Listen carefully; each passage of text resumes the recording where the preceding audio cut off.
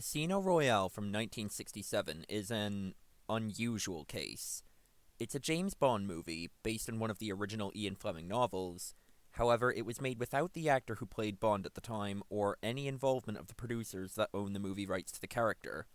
From what I can gather, the reason this could happen is that, while the overall franchise was in the hands of the producers of the Sean Connery movies, the movie rights to this particular Bond story bounced between many different people and studios between the completion of the book in 1954 and the release of the Daniel Craig-led adaptation in 2006. Originally, the producer of this version wanted to make it a straight adaptation of the novel, but without access to Sean Connery, he decided that the only way to sell it would be as a spoof.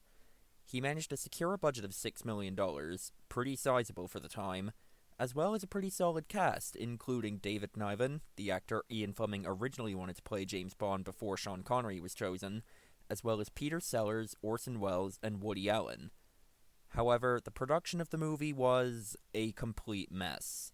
For some reason, this project had 6 different directors, as well as 3 different writers and like 8 other people who had varying levels of uncredited input on the screenplay. Apparently, Peter Sellers caused a bunch of problems on set by getting into fights with directors and other actors, which resulted in him getting fired partway through shooting and the rest of the movie having to be rewritten to exclude his character. According to Woody Allen, there was a huge amount of unnecessary spending, and very little of the time he spent on set was actually spent filming his scenes, and he got so fed up waiting for them to call a wrap on filming that eventually he just ditched the set and flew back to America.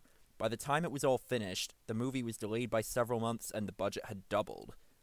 And as you can probably guess, largely but not exclusively thanks to such events, the finished product was not good. In this movie, even the opening credits managed to be terrible. They don't even try to emulate or parody an actual Bond opening. Instead, we get pencil drawings that look like something Monty Python would make, with this repetitive trumpet shit playing over it.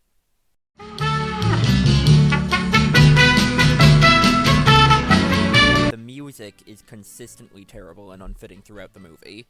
They use this same track at least 2 more times, and it's equally unfitting in those scenarios. And the rest of the score isn't any better.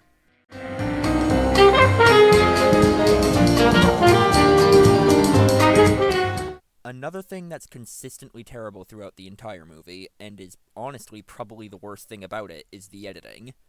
Towards the beginning of the movie, some exposition characters arrive at Bond's house to ask him to come out of retirement, and when he refuses, they blow up his house because... funny, I guess. I have no idea. Then it cuts to Bond arriving at the house of one of the exposition characters, and suddenly everyone is acting as if that character is dead, even though he was just in the last scene. I actually had to look this up because of how poorly communicated it was, but it turns out that that character was killed in the explosion when they blew up James's house. After looking through the scene again, I can only assume that it was supposed to be communicated in this brief sequence of reaction shots, wherein the character is present in the first one and absent in the second one. The death of a character, especially one that sets up where the next portion of the movie takes place, shouldn't be a blink and you miss it moment. When I first watched it, I wound up spending the next half hour of the movie just confused, having no idea why the main character was where he was or why anyone was acting the way they were. And that's far from the only instance where the editing gets this bad. Sometimes it's so bizarre I can't even put it into words. Which system? Your system for winning at Baccarat. There's another point later on where Peter Sellers' character was supposed to get into a car chase, but then get led into a trap and captured by the villain. However, Peter Sellers was fired before they could film it, and they didn't put anything else in its place, so it hard cuts from his character exiting the building to him already being in the villain's captivity.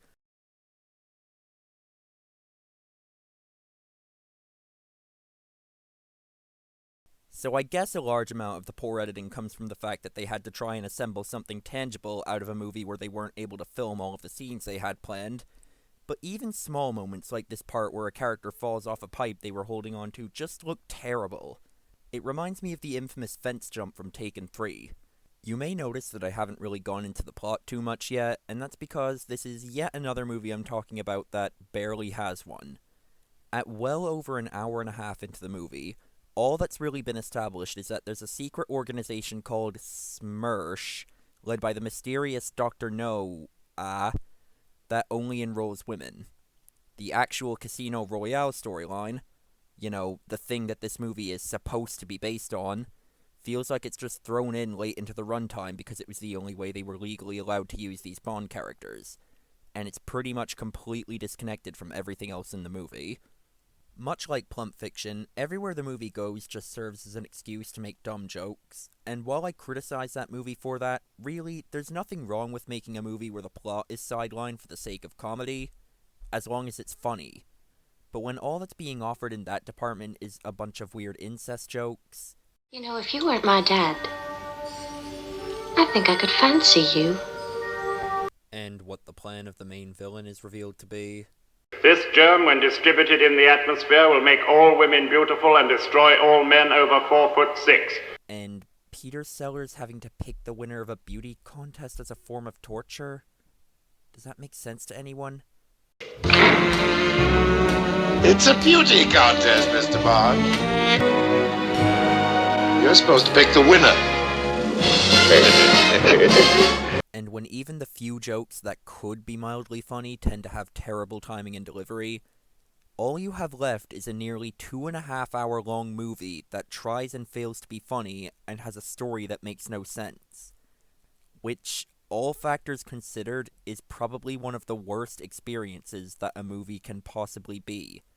At the very least, Plump Fiction was almost an hour shorter than this was. So, as the movie comes to a close, after more than 2 hours of very little plot progression being made, what little there was is rendered absolutely pointless because, for reasons completely unrelated to anything our main cast has done, Woody Allen's villain character is tricked into taking a pill that causes whoever eats it to explode by a character who I don't think has even appeared in the movie at all prior to now. Before he explodes, however, we do have the strongest example of the one positive thing I can say about this movie. The scattered moments where they just stop giving a shit and go completely absurd with the humor can actually be pretty entertaining. This final brawl scene is pretty much the only part of the movie that genuinely made me laugh a little bit because of how ridiculous everything got. But it's certainly not worth sitting through the entire 2 hour and 11-minute runtime for. There's guys on horses, there's old-timey stock footage, there's people parachuting in through the glass ceiling, there's a guy that keeps hurting his hand, there's another guy that kills himself with a gun that shoots backwards, there's laughing gas, there's monkeys, there's seals, there's a couple of dance numbers here and there, and then the movie abruptly ends when Woody Allen explodes and kills just about every other character. As for how this compares with the other movies that I've reviewed, while earlier I praised Plump Fiction for being shorter, this is a better movie in just about every other metric. It has higher production value, I could actually tell you what the plot is, even if it's stretched out and stupid, and the scattered moments of entertainment are far more frequent. But when one of my main points of defense for it is pointing out the things that it does better than Plump Fiction, well, that says a lot.